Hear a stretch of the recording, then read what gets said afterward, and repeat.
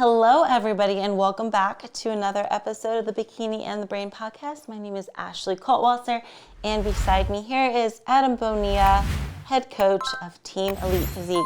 Hi, guys. .com.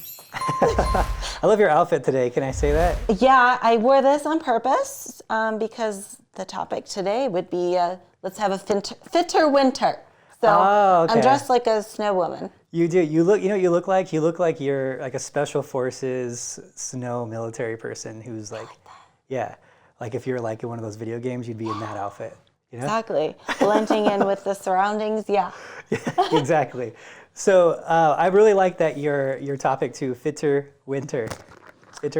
Tongue twister. Yes, because we always talk about it. You're the queen of the off season right now. I think you're gonna hold that title, and you did it during the winter time. So I'm excited to see like the tips and tricks that you have for people of having those fitter winters. Yes. I'm gonna mess that up for sure by the time this is done.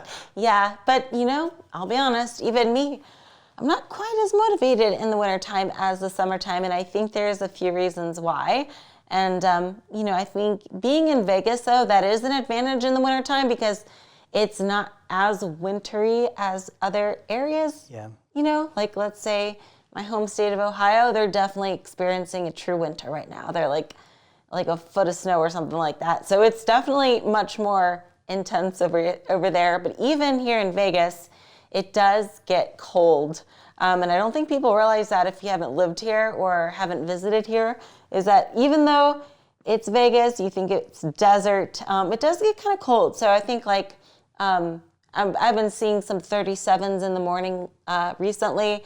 Last year it sprinkled snow like twice, nothing crazy, but still it's cold. It's not like I can wear shorts right now. I've been wearing clothes like this lately, like fully covered, fully covered clothes. And then in the summertime, you'll see me in some shorts and tank tops. So yeah, I can only imagine, our friends over in the snowier regions, they must be going through it, Yeah, I'm excited. The one thing I love, that's actually the thing I love most about Vegas is the winters. And the weather. The summertime, I'm always like, okay, it's hot. But even in Denver, when I was in Denver, it was hot in Denver too. So for me, it was like, well, it was always hot out there to the point in the summertime where I didn't want to be outside anyway. So same thing with here. I don't want to be outside. It's just worse to be outside in Vegas for sure. Like one teens in summer sometimes. Yeah. And then 37s in the winter. Yeah. In the morning. You must be really early morning when you're waking up then. Of course. Yeah, I was gonna say because I don't see that. I see like high 40s by the time I wake up, but it's waking up like at 9, 8, 9. So I guess maybe, but so the winters here they're doable. But I remember Denver just last year. I definitely don't miss winters. That's the only thing I didn't really like about Denver was winters. That was like one of the main things. I slipped on ice so many times, and it was always like once a year. And so at the end I was like, in wintertime, I'd walk around like an old man because I was so afraid of like slipping on ice. Like whenever I was in parking lots, I didn't care how long it took. I would like shuffle my feet like super cautiously and scared. And I used to have this driveway. You never went to that house, but I had a house in Morrison, and it was like a kind of a slopier driveway. And every time I would go to take out trash during the winter because it was kind of a slopey, I would always be super cautious, and at least once or twice a year, I'd fall so embarrassingly like catastrophic and then like slide down at the same time. Oh my. Like so embarrassing. So I'm happy to not have any more of those falls. That's definitely something I'm looking forward to. Goodness. But I do remember being in Denver during the wintertime and how much slower I would be. I would just move less. I would like little things. And you don't think about it, but it's like little things. I remember when it would get real cold, I wouldn't even want to like take the trash out, because it's like you'd have to go to the garage to take the trash out. I'm like, I don't want to go in the garage. It's too cold. So you just like let it sit there. Like little things like that, Oh yeah, we're definitely getting less neat whenever it's cold out. And even I will go as far as to say when it gets dark out and it's crazy when you think about it that like it doesn't get light till 7 a.m. and then it gets dark at like 5. That means more time is dark than light. How crazy in the wintertime. But when it gets dark, I feel like the day's over. I'm just like, I don't feel like, I'm like, okay, I'm inside for the day once it gets dark out, Maybe some of the reason is my night vision is horrible. have horrible night vision. But also it just feels like the day's over, you know? And I will say, even waking up and it's still dark out, I hate that too. I'm just like, I feel like I should be in bed because it's dark, you know? I like to wake up and see the sun, but I wake up and it's dark. So I think that can be very unmotivating for some people, including myself, to like do that extra walk where, you know, even if we're thinking about like the little things about where you park at too, like at the grocery store, you know, if it's summer, I'm parking clear on the other side of the parking lot, you know, just because I like to walk. But now it's like, oh man, I'm cold. I'm going to park as close as I can because I hate being cold. You know what I mean? Yeah, that's actually surprising. I didn't know you did that. Ashley will park as far as possible on the parking lot. And she does it during the summertime too. And I'm like, oh gosh, Ashley, it's 120 degrees. We're like a block from the grocery store. Getting that neat in. And the other thing Ashley does, which is a good tip for everyone too, if there's ever, like we've been to a lot of casinos together for like hotel things, like shows and whatnot, they're always at casinos. And we'll be walking into a show at like check-in, and there'll be an escalator and then a big staircase in the middle of these escalators. And these are like pretty big escalators, like big staircases. And if I even like get towards the escalator, Ashley's like, you better not. No, airports too, yeah. I always take the stairs. She always takes the stairs, and she makes me take the stairs too. It's pretty funny.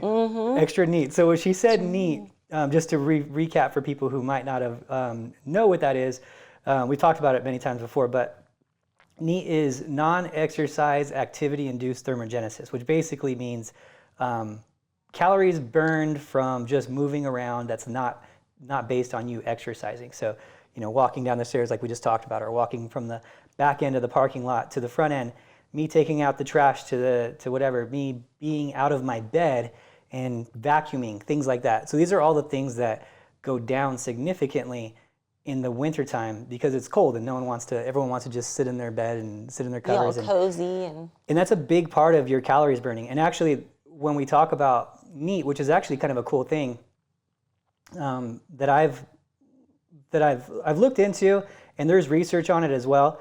But sometimes you're doing so much NEAT on a regular basis. So let's say you're someone who's doing 10,000 steps on a regular basis and you're just an active person, and that's how you are when you're in your off season. And then when you go in season, it's really weird. This whole thing kind of changes. It's really cool to see, like when people are checking in too. And you I don't know if you've caught on to it and seen that too, but people will check in like in their off season and they'll put their steps. Some of my people put their steps, some of my people put in their cardio. So I have it depends on the person and their job and stuff. You know, if it's a nurse, sometimes I'll have them do their steps because they're walking around a lot one week, and then sometimes they're not walking around one week, so things like that. So so they'll start their prep in an off season and they're doing 10,000 steps. And then if they have to grind really hard in a show period and they're grinding really hard, they'll do let's say they do their 45 minutes of cardio, an hour cardio, whatever it is, and you would think that would be in addition to their steps. So now, you know, if they're doing an hour cardio a day, they would go to 12,000 steps, 13,000 steps. But what you find in common is that the harder you're grinding someone, the steps kind of start staying the same, which is kind of crazy to think about. And this happens during the winter too. So if someone was doing 10,000 steps and they're feeling good and having a ton of energy and they're eating a bunch of food, 10,000 steps. Then they start their prep, they're doing 10,000 steps plus 20, 30 minutes of cardio. So they're getting, 11,500, 12,000 steps. But then you start grinding them and you say, hey, no, you got to go harder, Well, then their steps start going down to 10,000 and they're doing more cardio. Crazy, right? Mm-hmm. So they're actually burning less calories when they're doing more cardio than if they were just doing their regular amount of steps and doing less cardio, because then they had more energy. So there is a balancing point you have to find, and in prep, it's very important to pay attention to it. A lot of people are starting to prep now, shows are coming around.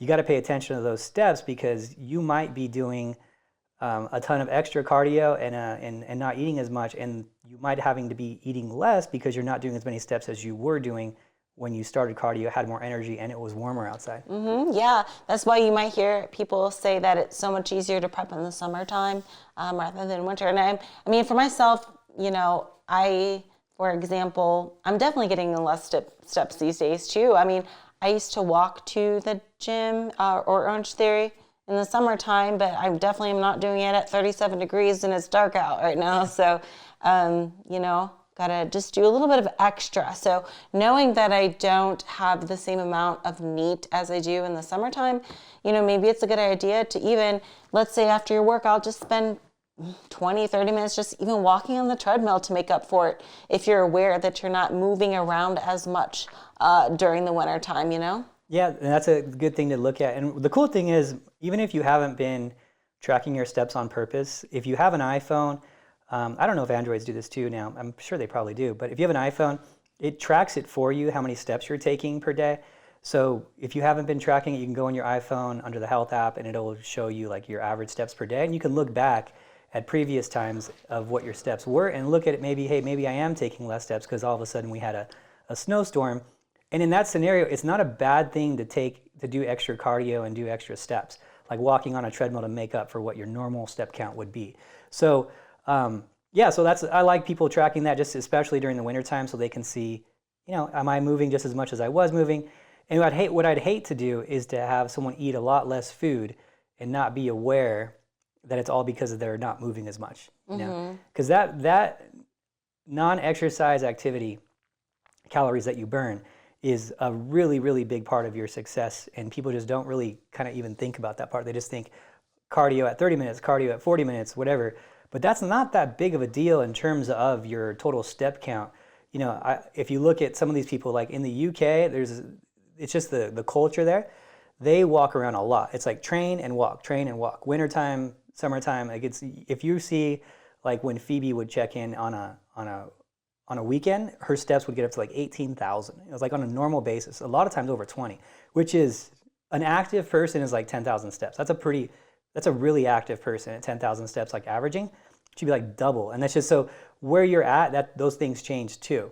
So if you're in an area like the UK and you're taking trains to work and walking to work or whatever, then yeah, you're probably gonna have a really high step count. And then all of a sudden you move to, let's say Las Vegas, and there's not really anything that's like walking distance. It's not like a walking setup here. Well, then your step count goes way down. You're gonna have to adjust for that calorie-wise. If you're on vacation and that type of thing. If you're in New York, you're burning more calories because it's walking everywhere. So yeah, so it's just that's another part of it too that we don't really talk about. Right, totally. And I think too is like these cold temperatures and stuff just make us feel lazy overall and cozy. Like you just don't want to, get that blanket around you and you just like chilling. Just everything seems to be way more like calm, in the wintertime. If it's more like just relaxed, a lot of relaxing time because, you're not walking around, you're just sitting down, watching your favorite Netflix series. So very important that you get moving, whether it be doing that extra treadmill walk after, or even if that's not your thing, even doing like a little extra with your workout, like, little plyos or something. It doesn't necessarily have to be steps, but, more movement in general is always a good thing. Yeah, and that has a lot to do with survival. Like it's like in our DNA basically. Like we haven't evolved past that point yet. So us feeling like we have to move slower and us wanting to sit more and not wanting to move as much and do as much has a lot to do with how basically we've had to be for the last, like until heaters were a common thing in people's houses. That was pretty much what you did. If you were a caveman, you were not leaving the cave. Mm-hmm. You were next to a fire. You weren't out looking for berries and hunting animals and stuff like that during the wintertime. So that's in our code for years and years and hundreds of years. So when we get to this stage now, we naturally are still like that. Oh, it's cold, it's winter outside. What we're supposed to do is hunker down and sit here because it's dangerous outside. And for us to survive, we need to stay inside. I don't know how long we've had the luxuries of heaters all the time and not have to worry about freezing to death, but that must be, 80 years, 70 years, something like that. It's not in our code yet to be like, oh, wintertime's the same as summertime, so your natural instinct is going to be to still hunker down, slow down, bundle up, lay there, preserve energy. And the other thing about it is preserving the energy part of it is that's one of the reasons, just because of evolution hasn't caught up to where we're at yet, is when you think about it, 70 years is one person of evolution. It's different generations, but it's one person. Like that's person. So they live, 70, 80 years. Some of these people 90. That's one person in that time frame. So we're still very new to that. And one of the things is you're not eating as many calories usually in the wintertime because it's not as much food based on evolution. Now, of course, the food is the same now as it was in the winter. So, or is it the same as the summer? But before there was less food available, and so you would preserve energy by just sitting there, right? Because you wouldn't have as much food.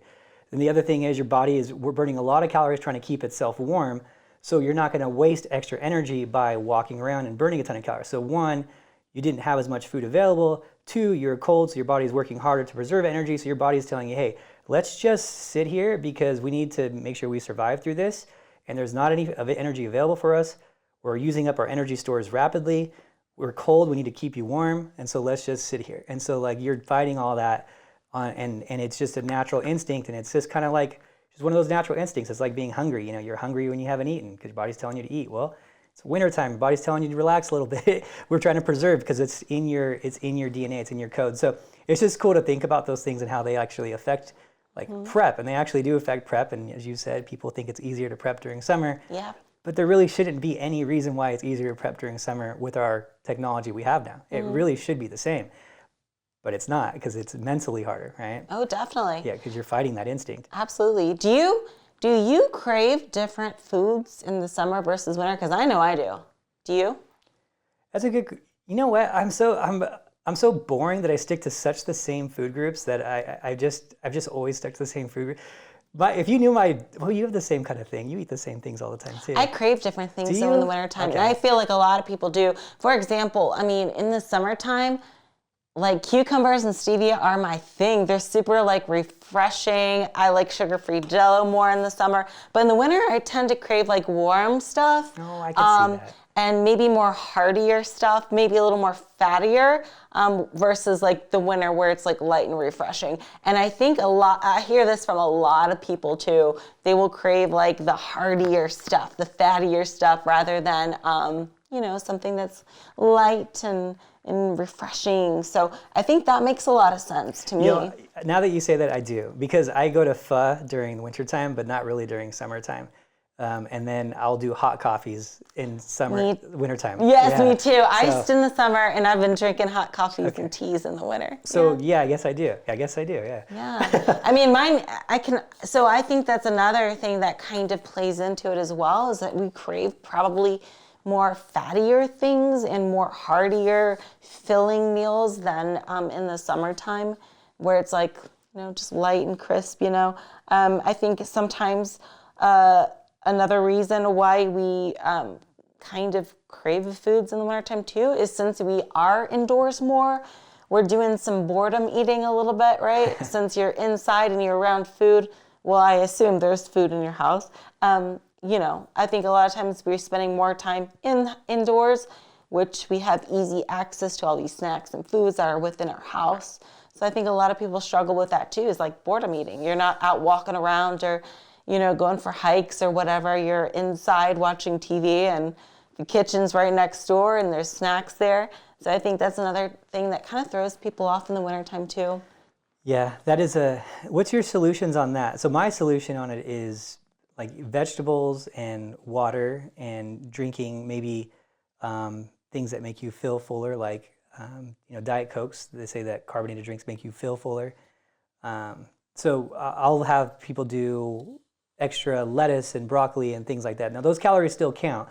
Some people think they're eating veggies and they're like, oh, it's just free calories because it's just veggies. Those calories still count, but you get a lot of volume in a small amount of calories. So a lot more filling. So that, water, carbonated drinks. Do you have any other things that help you like feel full with that? Yeah. So I do like my tea lately. Actually bought one of those, like when I went to Europe, all the places had like those electric kettles that you plug in and it gets hot within like 30 seconds. Yeah. So I've been drinking a lot of tea lately, and it's only when I'm cold as I drink it. But they come in so many cool flavors, But I think that's a great replacement for something like warm that you want, So I've been doing that, but I've never really worried about my vegetable consumption. Like I go ham with the lettuce and the shredded cabbage You know what I mean? So I continue to do that.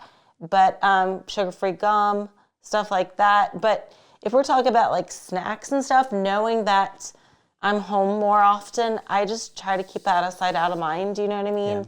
Yeah. And that way, you know, I don't even have to think about it because I don't want to become a victim of boredom eating. So even if I do have something that, you know, is on my diet, but I don't want it around. Like a lot of people struggle with like almond butter, peanut butter and stuff. You can always freeze it or put it in a place that's not easily accessible, such as the trunk of your car, in your garage, on the shelf, or up in the pantry on the top shelf where you have to grab a chair to go and climb and get it. Because I think that, you know, stuff like that, if it's around and you're bored and, you know, you're having a little craving, that can definitely become a tricky thing, so. Yeah, Anya has a good trick for that too. She uses the those like single serves, but then she freezes them, and then she takes out one a day, like for her fats or whatever when she's in prep. Because everyone, I mean, so many people go overboard on that. I mean, that's probably the biggest. I don't know if there's ever post show is probably the biggest. So post show, like the first few meals, and then I would say in prep where people will have like a meltdown, it'll always be nut butter. Yeah. It's like, oh, I just ate a whole tub of peanut butter. I don't know what I was thinking. I know. And you know something too, is those like nut butters and stuff is so easily to like, I'm using air quotations, accidentally go over your calories. For example, what do I mean by that?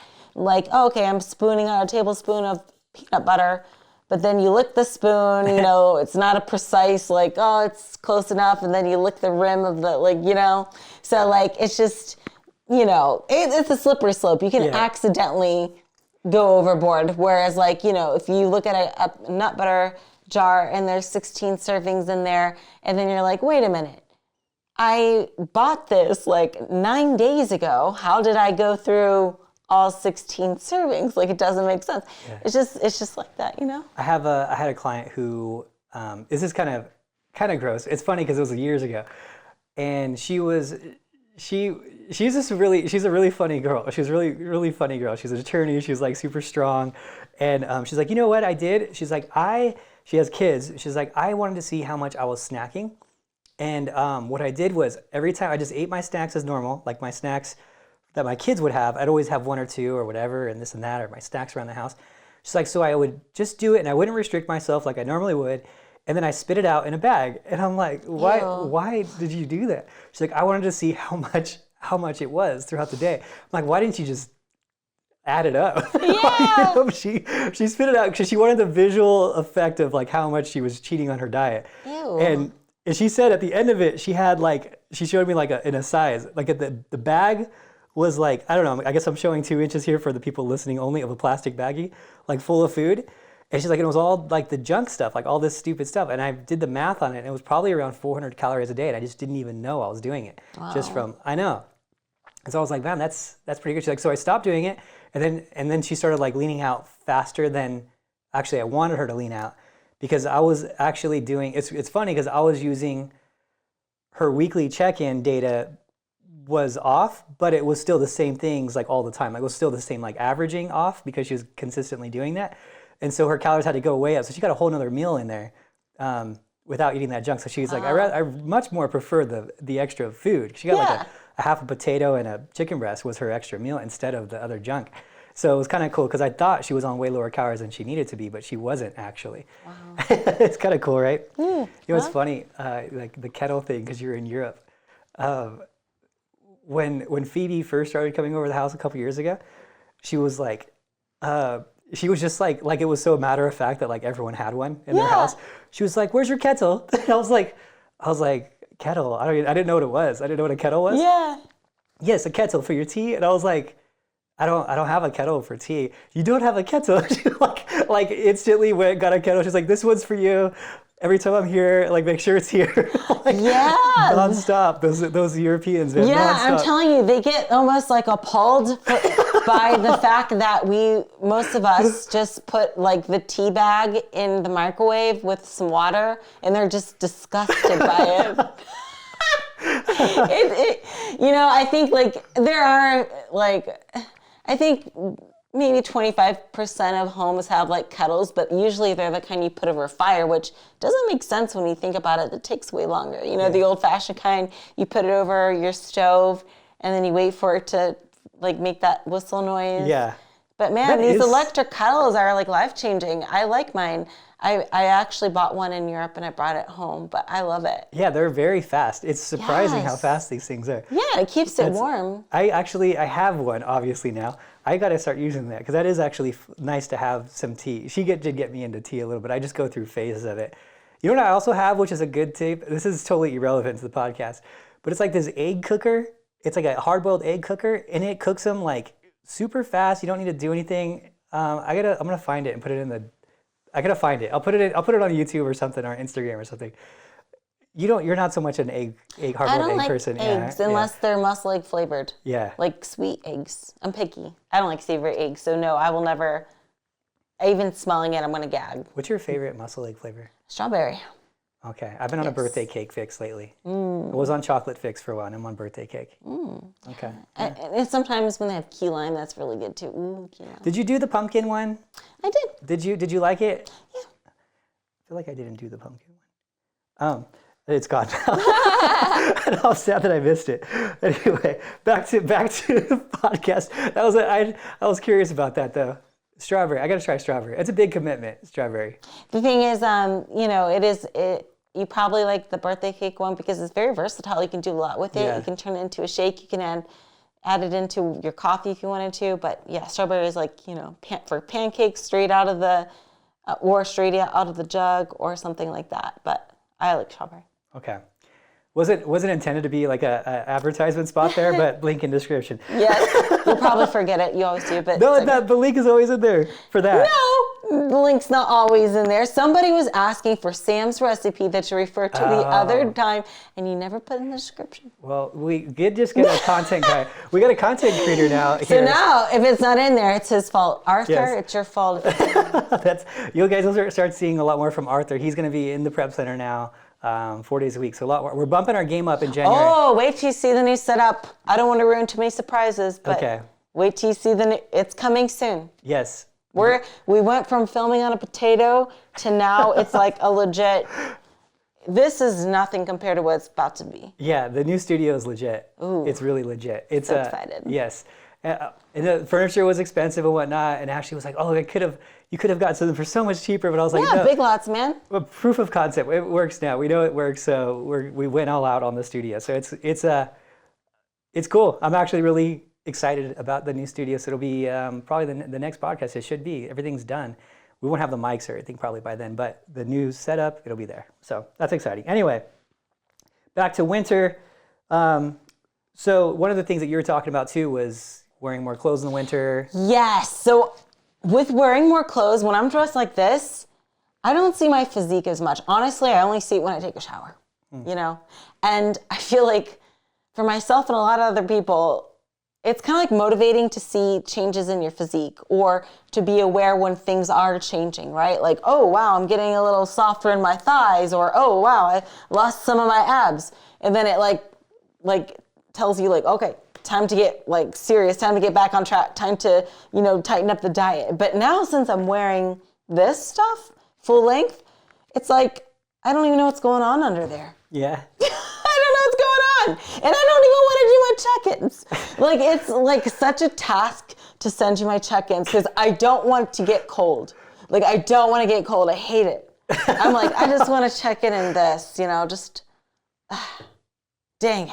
Yeah. But I think it's a thing. I really do think it's a thing. No, you know what? It is a thing for sure. Because, in the first time this happened, I was kind of shocked by it because, there's a lot of things that I still have to learn in the fitness industry because of how I came into the fitness industry, was always so hyper aware at such a young age that to me, these things are still shocking, right? I'm like, how would you not know that? But this is something I had to learn. And I was like, I don't know, 20 when I learned it. I don't know. Some guy was at a beach, one of my clients a long time ago, and he was at a beach, and I forget who it was, and he's like, yeah, I wanted to. He just came up to me, I remember it. He was like, yeah, I wanted to start up personal training. And it was just so weird for someone to do that. They just come up and just want to sign up. And I was like, oh, what? what started you to, what made you decide? She goes, so cool, I realized I was fat. I was like, what are you, crack it up. And he was like, yeah, I realized I was fat. I didn't know I was fat.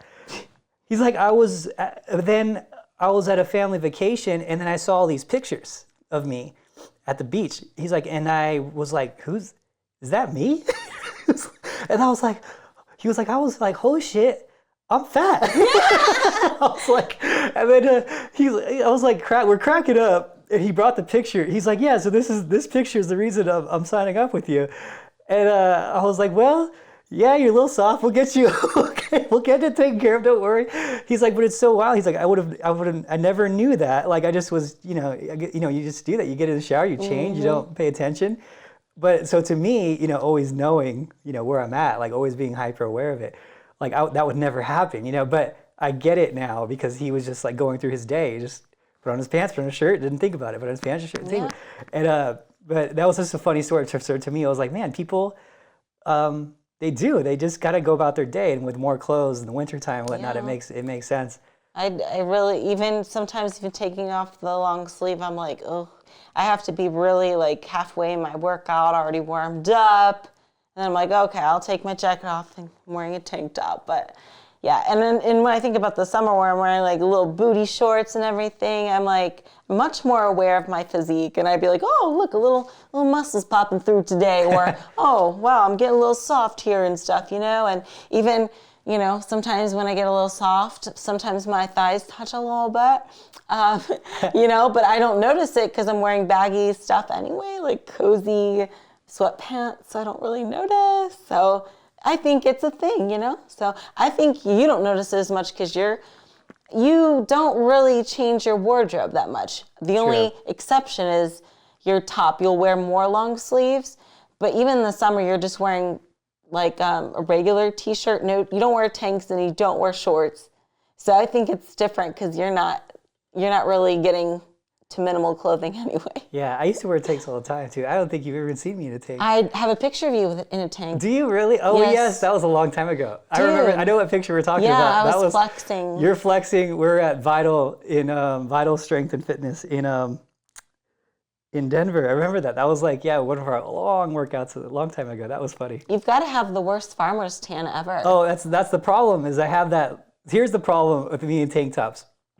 One, I got to keep up with my grooming on my arms. I ever had a comment once about my arms from one of your people. It was like the funniest thing. Well, he was just being a troll, but he was being funny, and I replied back funny. It was about I needed to shave my arms. He's like, why doesn't Adam shave his arms or something like that? Oh. And I was like, you obviously don't know anything about speed. I'm like, it was in aerodynamics.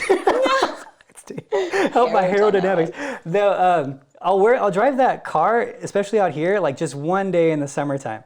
The one without a top, the slingshot, and then I'll have a dead-on tan. And there's like, I try to drive it whenever it's nice sun and stuff, and it takes one time to get this craziest farmer tan. Yeah, like I'm sure you tan pretty easy. Yeah, I tan fast, so that's why. So usually maybe one day. I'm not sure about your color skin tone, like here right now, and you're Ashley White right now in the winter. Ashley Winter White. Yeah, I'm pretty pale, which I was like, man, I wonder what I would look like with a spray tan right now. Maybe I'm way more ripped than what I think. Because sometimes I get a little color when in the summertime I'm walking to Orange Theory, but I've not really seen sun. My body hasn't seen sun in a while, so. I wonder what I look like under there. We were just talking about that. She just did her check-in, and she's like, "Just take into account. I'm really light right now. I haven't." And then I almost blinded you, and then you're like, "Oh my God, my eyes." Yeah, her check-ins during winter, I wear sunglasses. Actually, I'm not the palest person out there. No, you got a decent color tone. I get darker in the summer for sure. But hey, those tans are worth 10 workouts. So just. Yes. Maybe I'm way ahead of the game. Maybe you're too lean and we can't even tell. Yes. That's funny. So so the more clothes thing, but that is a real thing. It's so funny that that's like a real thing. People, how they dress and like how they're feeling. I guess you don't really know unless you're wearing like a lot of tight, small clothes at how you're feeling and your confidence when you're out too. That's kind of crazy. So another thing we talked about too was like the holiday eating. Oh yeah, I think people are still backtracked from holiday eating. Oh, it's such a thing, you know? And whenever you, I mean, you're a coach, so you can observe it even through actual numbers, how the holidays can affect some people. What percentage of people out there do you think actually backtrack from holidays? And not just your clients, but I'm saying like people in general, like the general population. I would say, well, it's a large percentage of population. There's an actual stat on it. And I want to say they said that the average American would gain about 5 pounds from the time of Thanksgiving to January 2nd. So that's a pretty crazy stat when it comes to that. So it's a huge percentage. And I wonder if that has a lot to do with the wintertime and the food being around. Yeah. You know, because who knows? Maybe they're even without the holidays, they're still gaining 3 or 4 in that time period. I don't know. True. But yeah, holidays aren't helping it though. Yeah, definitely not. Yeah, definitely not. Hopefully all the leftovers are eaten by now though. The prep people, you know what I usually have when I find people that are checking in and in prep, though many of them have their slip-ups. I will say that. You know, I'm definitely not perfect when it comes to my clients not having slip-ups.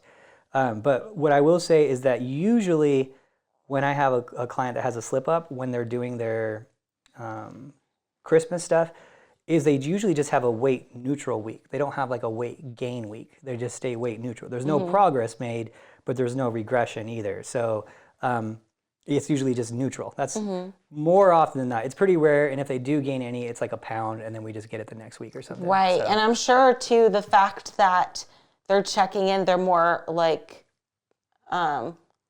conscious of it, like, you know, whereas maybe the average person who isn't sending Coach Adam weekly check-ins are just going to be like, oh, well, you know, wearing all this clothes and just not really aware of they're putting on that weight until it's summertime or whatever, and next time they have to put on a pair of shorts and they're like, oh, whoa, what happened here, you know? I wonder, do you think it'd be fun? I don't wonder if that is, because we're both so like trained in our mind. Do you think it'd be fun to just like not even think about calories on like a Christmas day and just, or is it just so foreign to even think about? I mean, honestly, I think since I've gone through prep so many times, I can never look at a full calorie sugar beverage the same way. Like, you know what I mean? Yeah. Like, I could never be like, oh, I feel great about this regular sugar Coca-Cola rather than diet. It just doesn't make sense. But like, I don't know. I don't really have a desire to go ham. Okay. I guess. Yeah. Like, I really feel content with my current diet. I know that sounds crazy, and I know people out there are not going to be able to relate to that. But for me, I don't really have a desire just to, maybe for like a day, but I definitely don't want to stuff myself. Yeah. Maybe just snacks. I wonder how that is. Yeah, I don't think I've had that either, like that desire, but had the ability. I don't think it'd be more for me to be ability. I just would feel too bad in the middle of it. But I know it's not normal for that. I know it's not a normal thing, but I would love to like go to like a family dinner and just like not even think about it, but I just think about it. Oh yeah, I do think though I won't feel that great afterwards. Yeah. I'll be like, ugh. Yeah, even when I go to like, cause out here in Vegas, everything's all you can eat sushi. There's one I go to called Ono Sushi, which is, if you guys are out here, Ono, they have like some rice sushis there. So I usually start with those to like get full on protein first, and then I'll do like one roll, and then I usually, that's like even my all you can eat stuff. It's like all fish and then one roll. Mm-hmm. So yeah, I don't know. I don't know how I told if I'm ever dating when I say you got me like this until I'm 70, and after that it's all I'm gonna eat till the wheels fall off. See what happens at that point. I'll maintain it to 70. That's what you get. There you go. After that it's cake and I don't know what else. I don't even know what I'll eat, but a cake is gonna be part of it. That's for sure. Yeah, true. I mean, and you know what? Our tastes and desires change. So who's to say in years to come that I will want to eat whatever on a certain day? Who knows? But I feel like I'm so like focused right now that it's just not even a thing that crosses my mind. Yeah, you know? That's good. So. That's a good thing because you want to feel like I think that's good for people to see too, because they see, hey, you know what? If I just keep focused, eventually it just becomes such a habit that I don't even have those desires, those things anymore. Which is like that whole. I've mentioned it a bunch of times. It was like that Ronnie Coleman thing, where he's like when his friend asked him, how many times did you cheat on your diet? Like after he won the Olympia, like, he was like, no, for real now. How many times did you cheat? Like tell me how many times, because he won the Olympia. He's like, he was like, "Cheat? What do you mean?" Like, What is that? yeah, he didn't even like. He thought it was so. He was like, "That's why would I sabotage myself from winning?" Like he was like so. He was so just not even. It wasn't even a possibility. Oh, you know. yeah. I'm sure he thinks that W tastes way better Yeah, than a Gmail. That dub. for sure. Craving for a dub. So we talked about basically, staying indoors, and the other thing you were talking about too is like hydrating. Yeah. So, especially when it's cold out, like you're probably not gonna drink as much. When you're trying to get warm, it's gonna be harder to get in that water. Whereas like here in the summertime, it's like, oh man, give me all the water. Like, I'm constantly consuming liquids just to like cool myself down. But here it's like the opposite, right? Because in the wintertime, I'm just like, oh, I want to be warm. And I find too that like sometimes even when I drink like a room temperature beverage, it makes me a little cold for a little bit until my body can regulate it. But what I found that I've been doing lately is whenever I do get cold from drinking some liquids, I will counteract that with some hot tea. So I like finish off with some hot tea. So I'm like, okay, I'm warm again. And I like the feeling of holding my warm mug too. It's nice. That's funny. Well, that's the other thing too. They say that, one of the ways that you're going to be, one of your hunger cues, right, that you get confused with is you wanting to be more hydrated.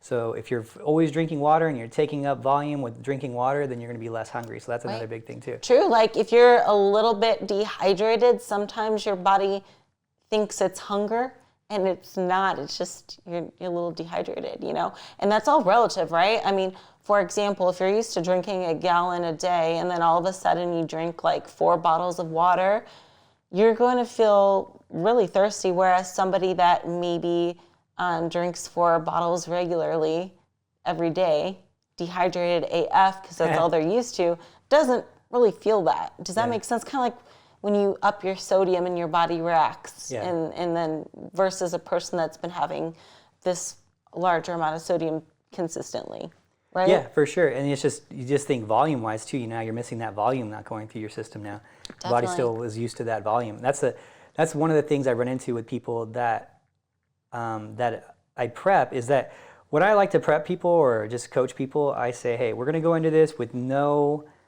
any ideas or notions of what you should be doing. We have to eliminate what we've learned in the past. And if you think that you can only get in shape with eating 800 calories, let's just see if you can get in shape for a show eating 2,000 calories. Let's just give your body the chance, right? Mm-hmm. And if based on the weekly check-in and data and adjustments we make to the plan, we're going to let the body tell us what to do. We're not just going to say, hey, this is how much you should do. So, because everyone's should is going to be so different. And I have a couple of people right now over 4,000 calories that are 120-pound bikini girls. It's crazy. But the average person that I'll like bring on will generally have a harder time eating the food than not eating the food. Like it's too much food, even though it's not that much food because they're just used to so much less. Starting them off at 2,000 calories or so, they're like, it's just so much food. It's so much food. But it's cool to see how the volume of food makes such a dramatic difference for people.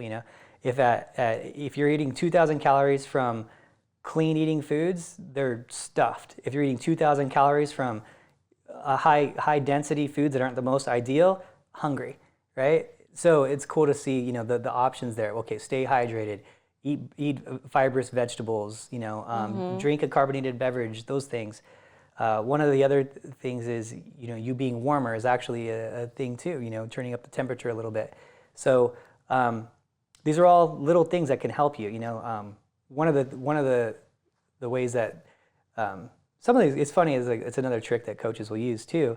If someone's like stuck, like they're really stuck on their and they're not getting, they're hit a plateau or whatever, turning down the temperature in their house, they say that has their body burn more calories. Is that great? That would be terrible for you. You're a 74 girl. Yeah, I'm a lightweight when it comes to putting myself through that discomfort, but whatever. I'm not gonna purposely do it. I'd rather just do more cardio. Yeah, you're such a tropical person. It's so funny now we both live in Vegas, so Ashley doesn't stay at my house anymore, but we used to stay at each other's house for like weeks on end.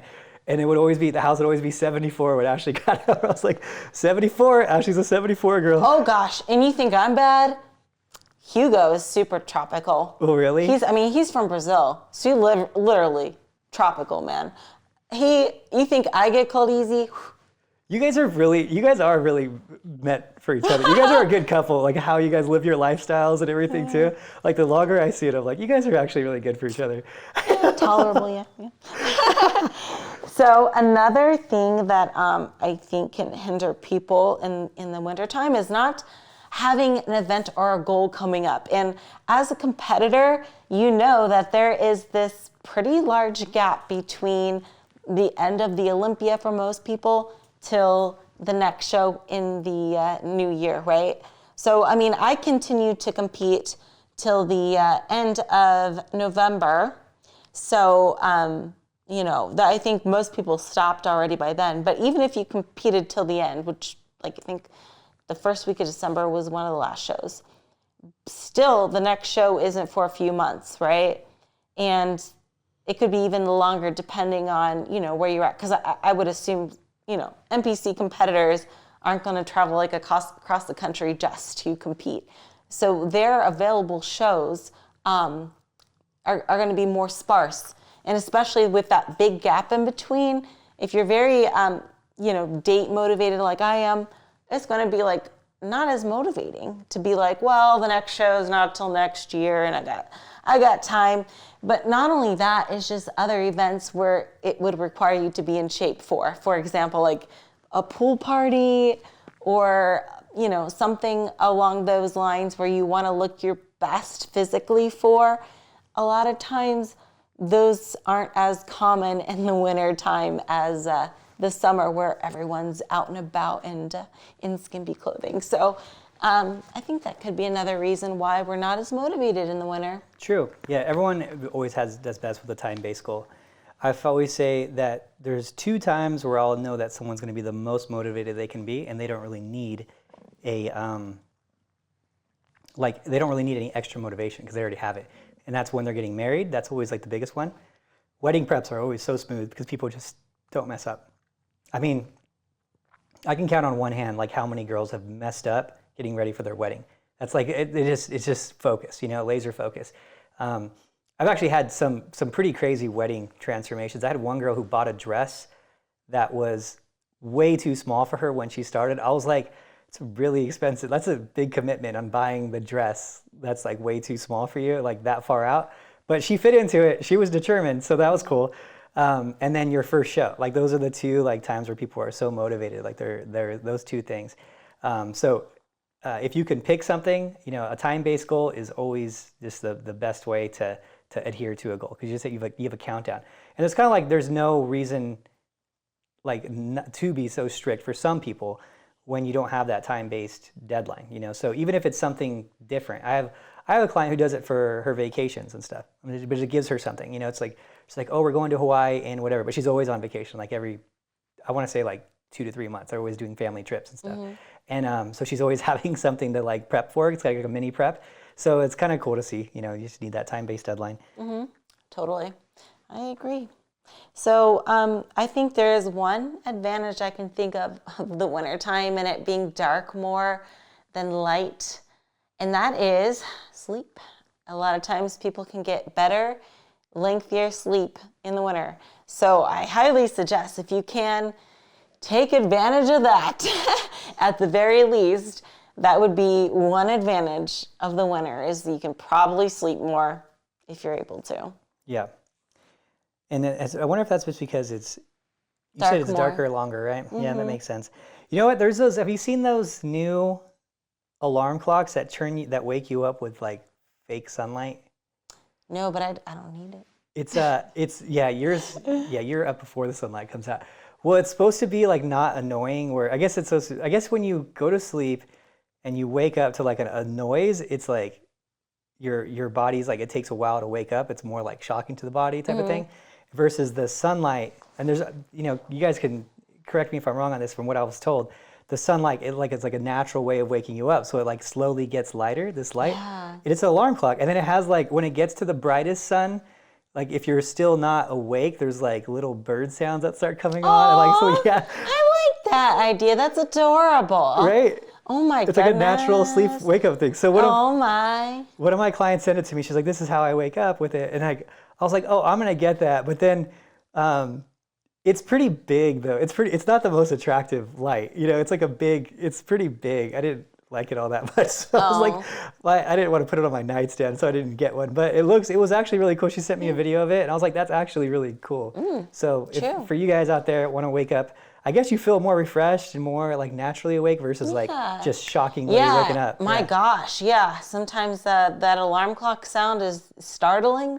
I never really used an alarm clock to wake up. I can't remember the last time I needed one, but man, in the past, like I just remember it being like, yeah, like, exactly. Oh geez, what the heck happened? So that could definitely be very much a benefit to somebody that doesn't want to get woken up so abruptly. But something, lately, sounds so grandma-ish. I've been falling asleep sometimes even at 7. 7 right now on average. 7 to 8:30 is my time I fall asleep. Isn't that crazy? 7 o'clock p.m. 7 o'clock. That's crazy. You know why? It's because it gets dark and I feel like the day's over and I'm bored. And I'm just like, okay, well, when I'm relaxing at home, then I start to get a little tired and I'm bored. And then I've been going to sleep at 7. Dang, gosh. I know how much of a grandma, but I wake up really early. Yeah. But yeah, I think that's funny. I mean, I would not be able to do that in the summertime, though. When it gets dark at like 9 and stuff, I will still feel like, okay, it's light out. There's still things to do. I can, do some errands around the house or something. But, I just feel useless when it gets dark. I'm just like, well, I guess it's time to relax, go to bed. So that's pretty crazy to think about. Yeah. But then again, we won't say what time I wake up either. Yeah. Oof. Yeah. 3s and 4s. If I'm getting some good sleep that night. Really? Shoot, like 2:30. Yeah. Dang. Sometimes 3. Yeah. That's crazy. What do you even do at that point, at that day? You go to, you guess you go to the gym if you wanted to. Yeah. I mean, sometimes I'll get lucky and I'll wake up at 4, but if I wake up past 4, it's a miracle. Dang. Yeah, especially when show prep comes around, like I don't know if it just weighs on you more or whatever, but her sleeps get really bad. Oh, it gets really bad, and I'm sure it'll get bad in the next few weeks. Yeah. It'll get bad. Like sometimes 3 hours, like crazy stuff. It's just, it really adds up too. Yep. So what else you got in terms of advice for these winter fitness peoples? I guess if my best advice would be just do a little extra something if you can in the gym or, even housework or something where you're up and about moving. I think the biggest thing is the lack of neat, just moving around. And, I think this is like a lot of times when people get like seasonal depression and stuff too, especially after the holidays when there's not much to look forward to, because after, when you're in the holiday spirit and you got the Thanksgiving, you got Christmas, and after the New Year's, it's just like, what's now? Yeah. It just gets dark and gloomy and it's not ideal. And, we're lucky too because we can see sunlight. A lot of times in other states, it's just gloomy or snowy. So it's kind of like, it can be a little bit of a downer, but just know that the sun is coming, okay? Hang in there, the sun's coming. There are some places that is really, I don't know how they do it, how like the normal, like people live there with the sun, because we're just so used to it, so it seems depressing to us. I've always lived in, Denver's mile high, so California is obviously like, never an issue. And then here, we always have sun. Like we just never don't have sun. At least. Yeah, it's crazy. Those other people that are like up north or even in like in Europe and stuff that don't have sun, I mean, that's pretty rough. So it can definitely affect your mood, you know? So, one of the things that I do to cheer myself up, I don't know about you, but I tune into the Bikini and the Brain podcast, available on Spotify and other podcast platforms. This is what I do to cheer myself up. That's a good solution, Ashley. And then my life is much better. So. Well, do you do the same? Do you listen ever? I'll listen. I usually listen to the episode after to get like, see if I messed up or things like that. But I'll at least listen to once the episode. Sometimes I'll listen to the whole thing. Sometimes I'll skim through it. Okay. I used to listen to them all, but so we lost a fan, guys. We lost a fan. So I guess with that, we'll leave it there. And hopefully we'll keep you as a fan. Don't be like Ashley. And we'll talk to you guys later. Bye.